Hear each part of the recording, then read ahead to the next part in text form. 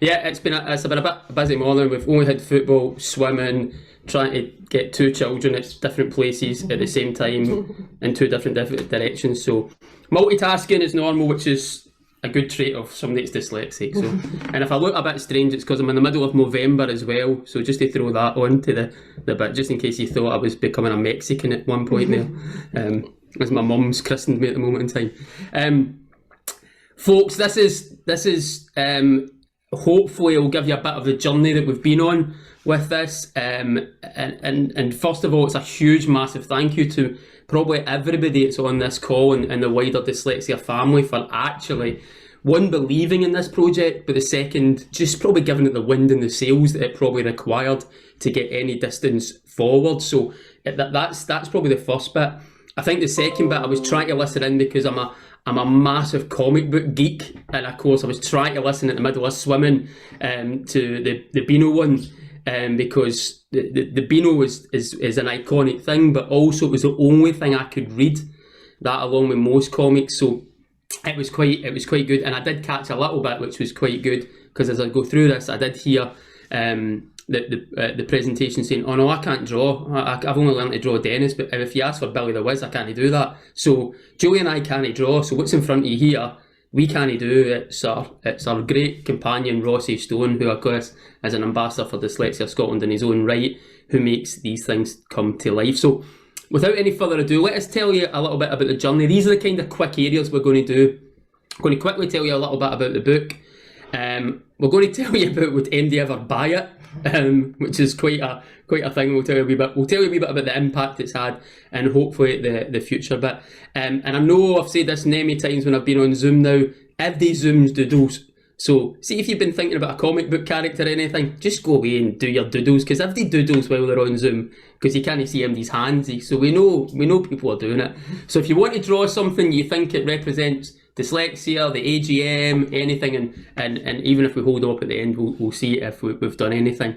So let us tell you a little bit about the book. I often say this, that I was at an ambassadors meeting a number of years back, and we were all chatting about some particular projects we could do. Kathy was saying, look, we've got a little bit of additional funding, is there any ideas? And of course a number were thrown about and were there, and of course I always say it, I wish I had just drank my coffee and kept quiet, but I kind of piped up, or maybe I had too much caffeine, and I piped up and I went, I think I've got an idea. And Kathy went, what do you think it is? I think we can do something in education, we can inspire children. And of course I spoke for far too many minutes, and Kathy I think just thought I'll shut them up by saying, why don't you just go and try and do it? Which I wish I'd shut up earlier, because it cost me some amount of work. So Mission Superhero at that point was created, and the whole concept of that was, could we use comic book characters, or could we do something in that to engage? That was the underpinning bit. There was nothing more at that bit.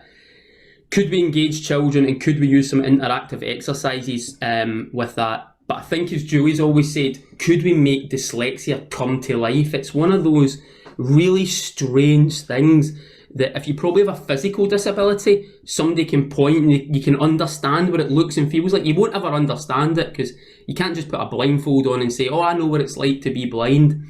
So, but what you can't do is you can't tangibly say, well, what does it feel like to be dyslexic, to have it? What does it look like? How does it go? So that was the whole idea.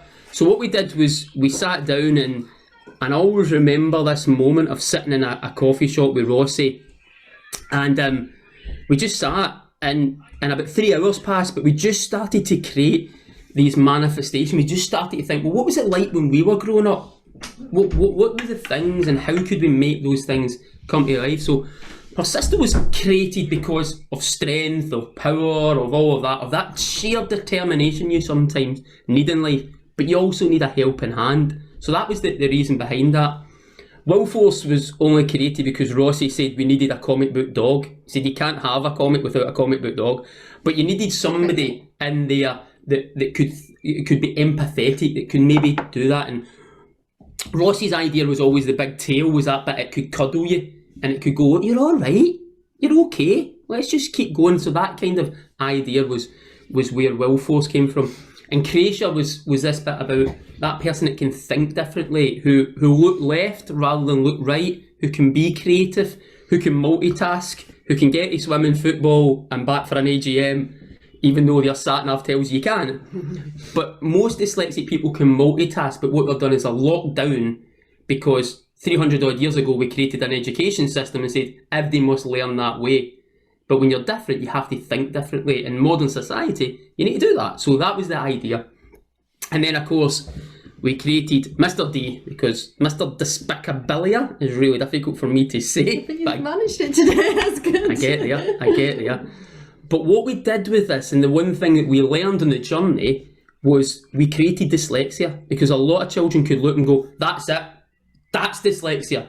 That evil type of person who's stealing my time, who's whispering in my ear, who's pointing the other direction when I should go the other way.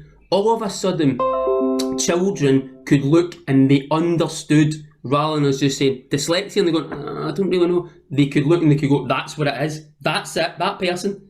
So that was the idea. And then what we tried to do in that journey from taking it from Mission Superhero into Mission Dyslexia was how could we then create a resource, something that was tangible, you could feel. Yeah, the digital world's brilliant, but sometimes, as Julie always says, a bookcase with books is the best thing you can have because you can open them, you can flip through. And I think the other bit I picked up on the presentation from the Beano was no child ever throws their Beanos out. So you can't recycle them because they're something you want to hold on to because you'll go back to them and they're like a duvet cover, they're a blanket. So this was the idea. So we came up with a number of things. We sat down, we did a bit of research, we stretched out to Cathy and the wider and said, well, what are some of the challenges you have? So time, and we created it. But hopefully, and I know it won't demonstrate it well on the screen, we try to make it as fun and as interactive and jumping out the book as we possibly could. That was one of Bella's. She said, if you make a black and white book, I'm not speaking to you ever again. So that was our only daughter's only wish. So as you go through the book, there's slight bits, it's all kind of different. There's comic book bits, but more importantly, there's bits you can sit down as a family, as an individual, in a school, and we'll touch on that because it was never designed for that, but seemed to, where you can work through things. So where can you do the problem? So this is Mr. Despicabilia's hat. So this is where all your challenges go. Can you write them down? And can you do areas like that as well? So that was where we got to. And then we launched the book. So I'm going to just quickly touch on this because it's quite a surreal moment. Because this was done a bit... I came in one night and said, Julie, somebody said we can write a book and they'll give us a deal. Julie said, that doesn't happen, Paul, be quiet. It doesn't happen like that. I said, no, somebody has. So eventually we walked through it. Took us the best part of 18 months, 2 years to kind of get. It was about a year in the writing, but the project took about 18 months with the research and the ideas and things like that. It was a big undertaking. So, we eventually got, after we got the final email back that Julie nearly, she went out for a long walk that night when it said, can you just check these 185 corrections, please? And it was like, is the full stop in the right place? And we're going, what did we get involved in? This is, the final proof went away and we all breathed a sigh of relief and thought, that's it, done, no problems. And then one day we seen there was the pre-orders. And that's when the blind panic came in. I think Julie at that point went, nobody will buy a book. That'll never happen. I was more worried that people would read it and and criticise it. So to tell you what we did in the pre-orders leading up to the launch night, there was still a bit of trepidation. You were kind of thinking, we've put this thing out in the world and will it just not be right? And one night we sat down, I said, well, what do you think, Joe? How many do you think we'll sell? So she said, right, you write down and I'll write down. So this shows you maybe the difference from somebody who's dyslexic and just thinks anything versus somebody who's very practical and understands society. Julie wrote down 450 books. She said, that's what I think we'll sell in the first year. 250. Julie's correcting me. 250. I wrote down 250,000. So I was never worried about it very much. Julie says, J.K. Rowling didn't even spend that much. I said, don't worry, we'll be fine. We did the launch. Unfortunately, again, it was via Zoom. We were always determined to try and do it in a library or a bookshop, and that was the one negative. However, even though we were panicking on Wi-Fi, would it work?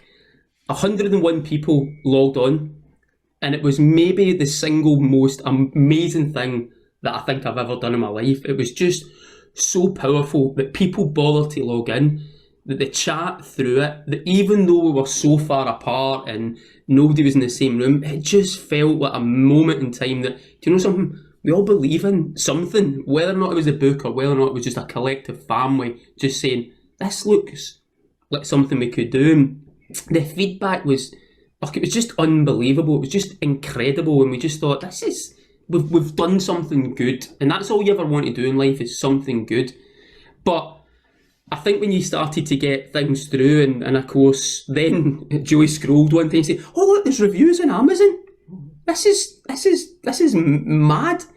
And I think some of them, as you can see in there, you just have to pause and you just have to kind of cry happy tears, because you kind of think, somebody, one, has bought the book. The second, they have bothered to go back on and write something about it. That's, for me, that's just humbling. I can't actually get my head around it.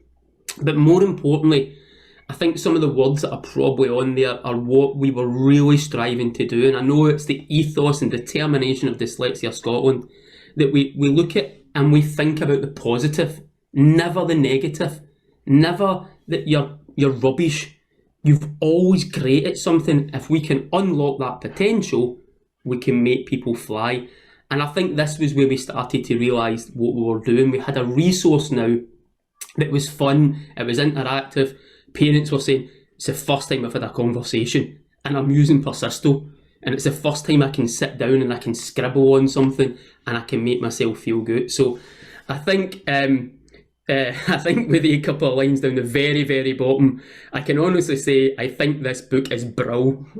God, I love that, and I just think, can I get a t-shirt with that on it, please? But that was just what we were trying to do. So what's been the general impact? Well, that is something that I don't think, can you measure? Can you measure in smiles, thumbs up, anything like that? So one, the book has sold.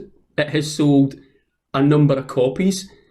We keep checking, we'll be quite honest, we do check the Amazon charts most every morning just to see where it is sometimes. But it's done all right. And I think Julie, this is where Julie gets a bit humble, because Kathy, you're right, Julie is a writer, she's very talented. And of course, she goes, they are real people. Look, we're above somebody who's an author. And I'm going, Julie, you're a writer. That is just the same person. We just... so one time we checked it, and I think we'd climbed quite well, and we were at 7th in educating books with disabilities in schools. It's the kind of section that we kind of always measure ourselves on, and we had overtook a book by Minecraft. And it was the day our daughter went, "Are you as famous?" We went, "No, we're not really, we've just done books." But the impact it was having on things that were really tangible, but ours, when we look at it, have got so much things, because it's embedded in research, it's embedded in feedback and real good work. So when you start to see things on social media, we don't know these people. We don't know them. We've never met them. We have no idea who they are a lot of the times. We've now got in touch with them because, of course, that. But when I go back to somebody putting something on Amazon as a review, the second, here's people picking up the book, buying it, which I still can't get my head around, and going, we're using it. And you just look at that, and you just look at the ones that, I'm trying to work out how you look at it, but the top left that I'm looking at, which will probably be the top left that you're looking, that smile from that young man there just sums up. That is positivity. That is saying, yeah, I'm dyslexic, but you know something? I found a resource that we can work together with, and I can use to try and just unlock that potential. So let's accept it, and let's look at all of those positivities.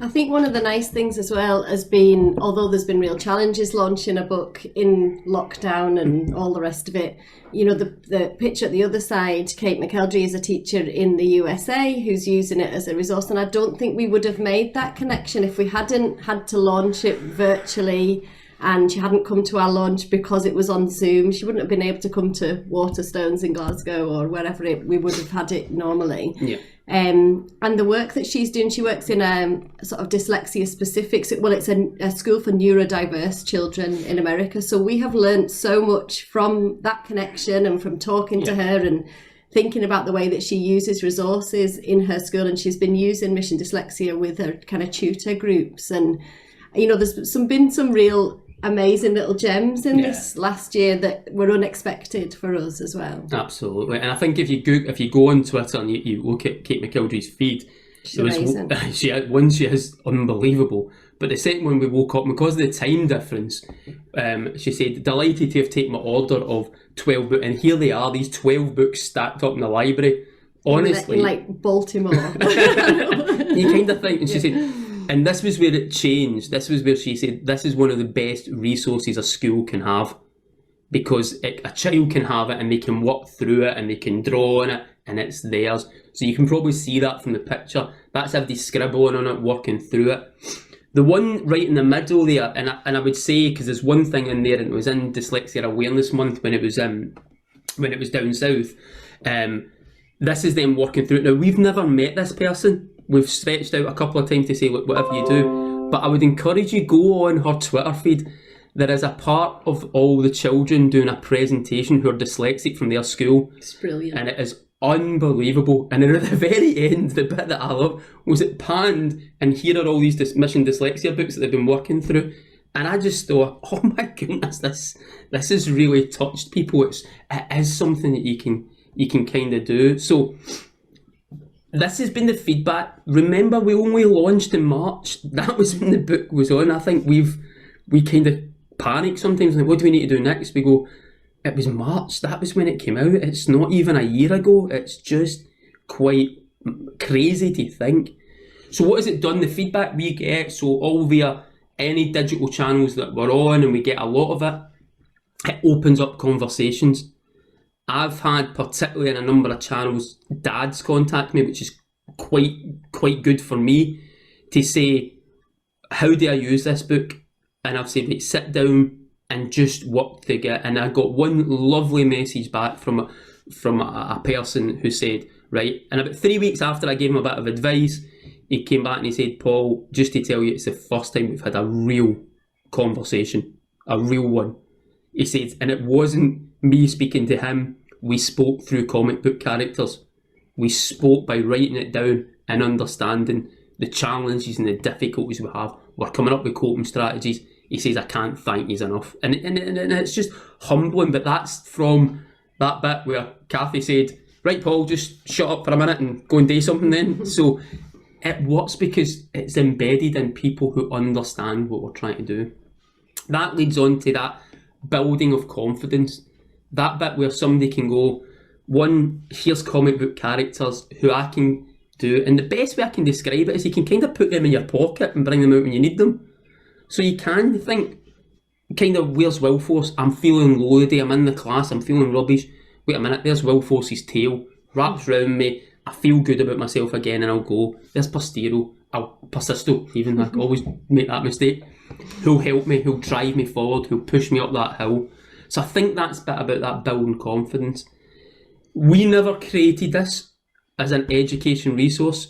We never ever thought that was where it would go. This was always thought about as a family book.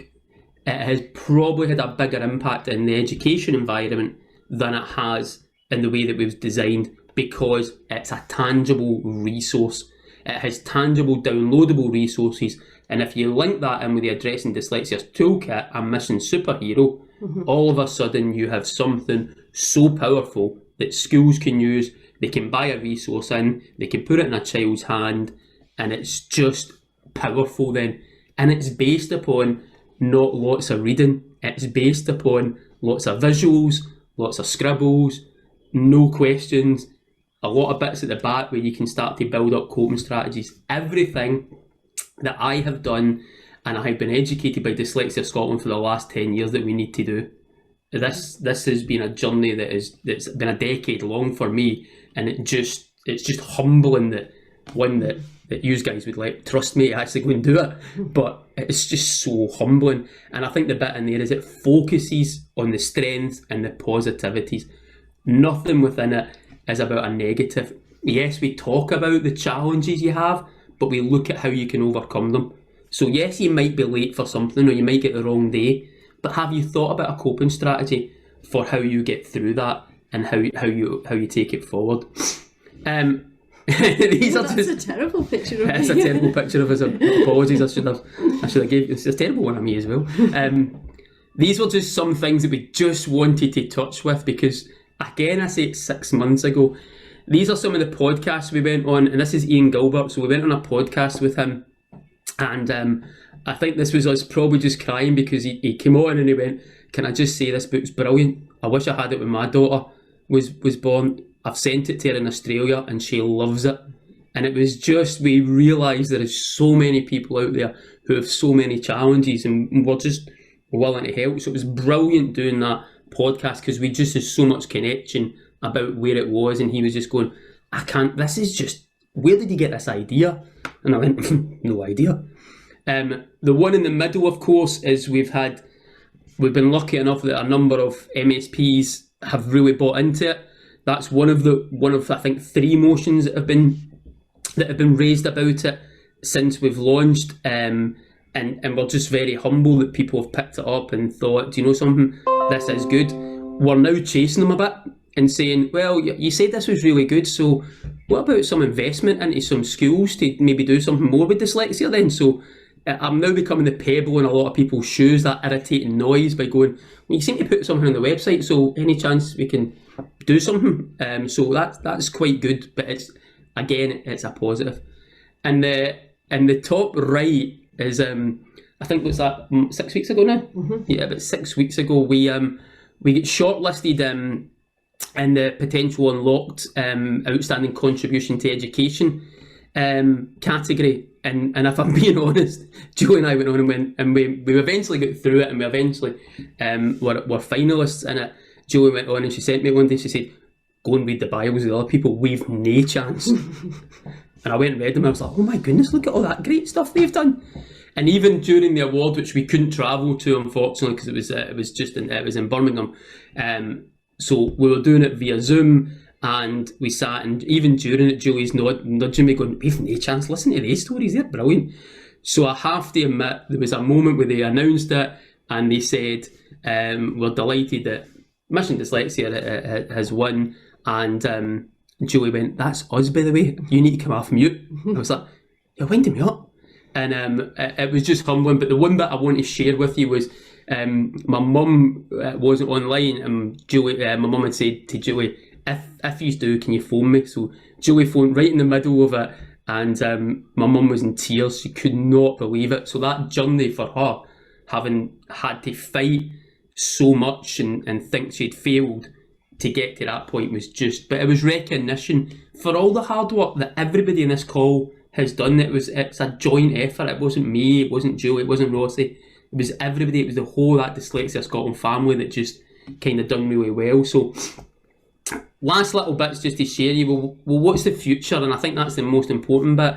I think we always thought maybe we'd climbed Everest, but I think we've now just made base camp 1. So there's a big journey to go now, and there's a big bit of push because we've got a voice and we've got a bit of noise we can make because we've got something that we can throw in front of people, which I think is always really good.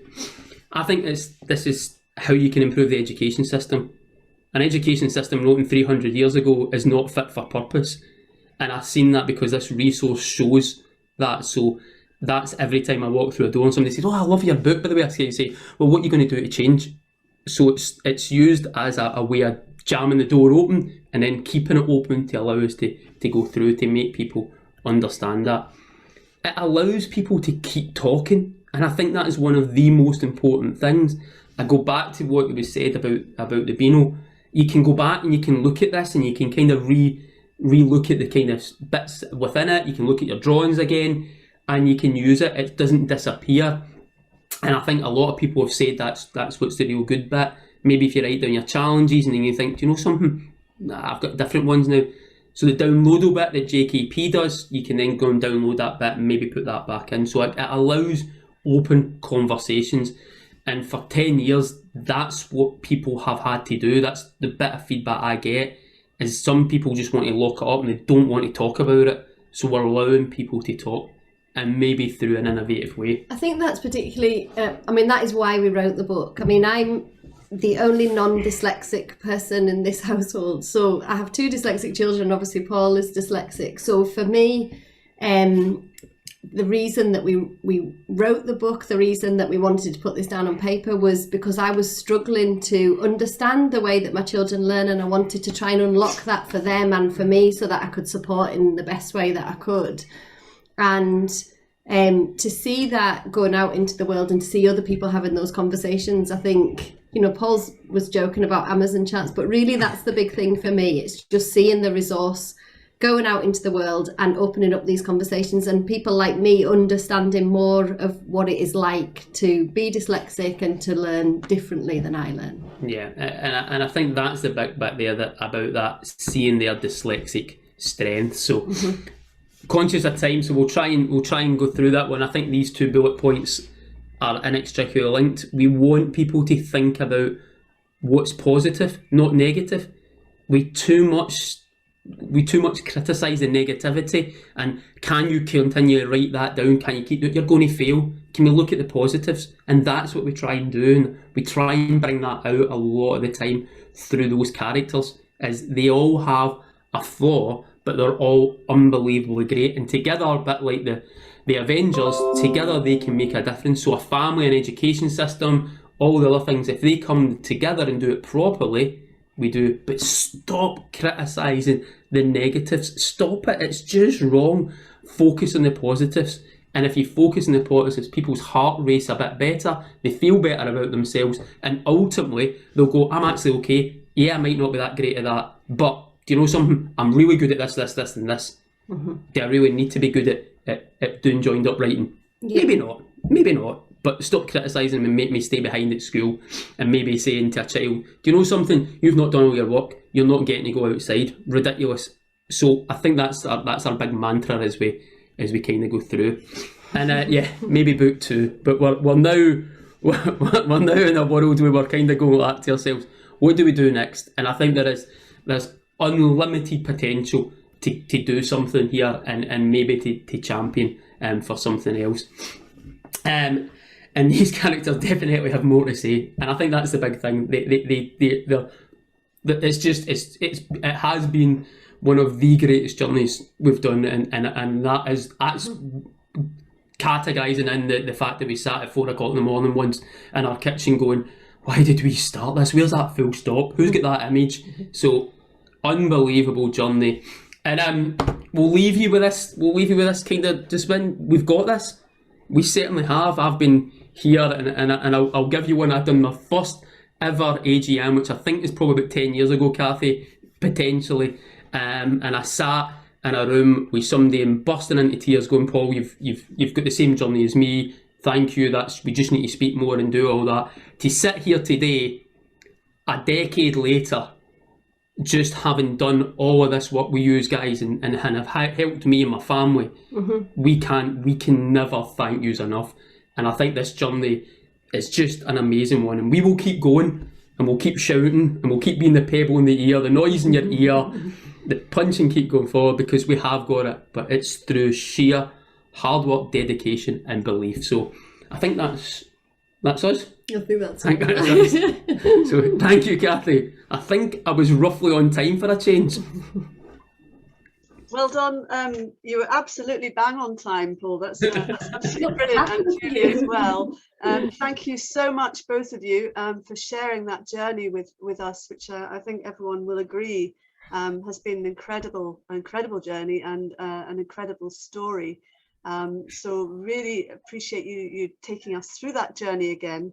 I think there's a couple of questions already in the chat, and one is which of the 2 of you estimate was correct in terms of how many books? It was nearer mine.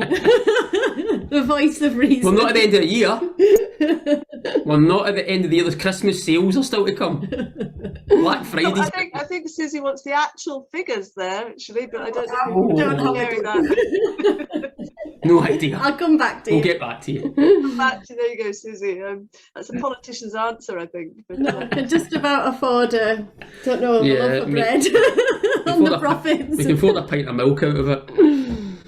Thank you so much, both of you. I'm sure there'll be lots of questions, so I'm going to hand over to the audience and just ask if there's any questions that you'd like to ask Paul or Julie about this amazing resource. And if you haven't got it, I'm sure we can put details in for where you can get it. Mike, I think you got your hand up.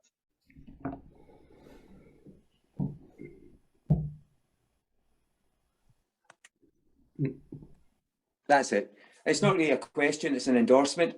I don't buy many books these days, I have to say. I use online libraries and things like that. But I bought that book because I was working with a family who had problems with their dyslexic son who had very, very low self-esteem. And just to say that I gave it to the parents and they thought it was absolutely wonderful. So fantastic. That's all I want to say.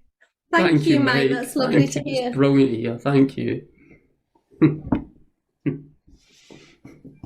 Are there any other questions? Yeah, we're all right. See everyone's hand. I've got one, if that's okay. Okay, so who was that? This Mamta. Mamta, hi Mamta. Have you got a Hi, sorry I'm late. I love the book. As most of you know, I'm very involved in engineering. That's my background. I'm a chartered engineer. And we've, with the institution, because I've been on a journey where I was written off by school, etc. Right, not to go into the details. But the point is I now work for the Global Institute of Engineering and Technology, and we've started a network called Engineered by Dyslexia. And we would love to get you guys to come along at some point, so we should connect. And it's currently just for adults, but there's a massive push about the future engineers and who are they? And actually, I think the dyslexic minds are the future engineers. So I think the dots are joining up. So absolutely, we would love that. They've got global reach, so put No, at the end of your sales numbers for next year, please. No, we'd be delighted. I would agree with that. I think when we look at what we've seen from the bit, and I will maintain this, if we continue to look at the negative from a child, most dyslexic young people and adults have got so much potential, but they're just told that they don't, and they've given up by the time they're 12. So the future of the world depends on us getting it right. For more dyslexic people getting to the thing. So we'd be delighted, because although it's aimed at children, I'll tell you, I have had so many things have come back through and went, I love this as an adult, because it's comic books, it's creative, and they've went, I think I'm dyslexic, by the way. Or, do you know something, you've got a lot of good coping strategies in there. So it would be brilliant, because I think the more people we connect, Julie articulates it well about Kate McKeldry in America. We never have got that, and we've got so many. I don't know if Mark Stoddart's on, but we've kind of linked with Mark and Yes. a number of things on that, Mark. So if you think about all those connections now coming, there's just a massive bit of potential that we can go and make a massive difference in society. And I would hate any child to go through what I went through, and I was taken out all my classes and told that you need special needs, and it's just, okay, this is a kid of the 80s, right? It's changed, but it's just thinking back, if I'd listened to them, I wouldn't be doing what I'm doing. It was just nonsense. Agreed. Nonsense. No, we would disagree that it's changed too much. Having 2 young children in the education system at the moment in time, There's still challenges. it's still no great. It's still so. Although it's tending a wee bit better, I think we've got such a big journey to go. So the previous president, Danielle George, she's written a note to Boris Johnson saying we need more engineers. The children of the future, the kids now, they're our engineers, right? So actually, I think the dots, you've just timed it perfectly. So I can put you in touch with Danielle and the institution, and I honestly, I think they'll absolutely jump at this. Oh, That's thank amazing. you. That's Thank brilliant. you. Thank you. Sounds a great connection, Mamta. Thank you so much. Look forward to seeing the engineers of the future being buoyed up by And we actually think, if you look at the engineering population, we think around 30 to 40% are actually got dyslexia or dyslexic traits. So there's a correlation there for sure. Absolutely. Absolutely. Thank you. Are there any other questions or comments? He's got it up. Mark Stoddart. Hi, good to see you, Mark. Hi, it was just to say Yep, fantastic job, and you're working as a great team, the two of you. It's great how you're pulling together, both of you. I was just off the phone there a couple of minutes ago to Kate, and Kate had, in America had said to say well done, and she's looking at other ideas, and you've obviously got the other meeting that she's lining up with later on in December to see if we can try and get the book out there in America. So just well done to the two of you. Great. Thanks, Mark. Well, and thank thanks for you. all the Effort. support. And thanks for all the support, buddy. It's meant a lot. Thank you. And Mark's an absolute inspiration. I mean, the things that he's doing are just wonderful, and that's another just wonderful connection. It's been brilliant to hear all the things that you're doing, Mark. So thank you for that. Just like yourselves, just trying to help and put something back, because kind of appreciate what we went through in our time and trying to stop other people having to go back through it. Totally agree. But back about engineering, I mean, Scotland is one of the most famous places for engineers. You know, if you go way back through history, with things that Scots have developed and created, and you wonder how many of them were dyslexic, Yeah. that produced things that we use into today around the world were invented by Scots, and you wonder how many of them were actually dyslexic. Absolutely. And while you're on, Mark, I don't know if people can see, but just next to Mark is one of his amazing sculptures, his hippo table, I think that is next to you, isn't it? So There we go. Mark is one of our ambassadors as well, and incredibly That's lovely. talented. So I'm glad you brought your hippo along today, Mark. There's never one too far away, believe me. I'm sure. I think Vicky, you've got your hand up, or had your hand up. Yeah, no, just so we're up in Inverness, and yeah, I just wanted to say hello to Team McNeill and everyone else on the call. Here's ours. We were one of the first ones that we were in. We're this close. We are so close. We've had a wee bit of a project up in Inverness. I had been pushing, and I had really hoped we would have an answer to share today, but we see the potential of it as parents and families, but we've got our little project that we're trying to see if we can roll out in the Highlands. But I am not I am a doodler. I am not an artist, but I'm going to share my proud moment just now, because I can't sit through these things without doodling. But here we go. Oh!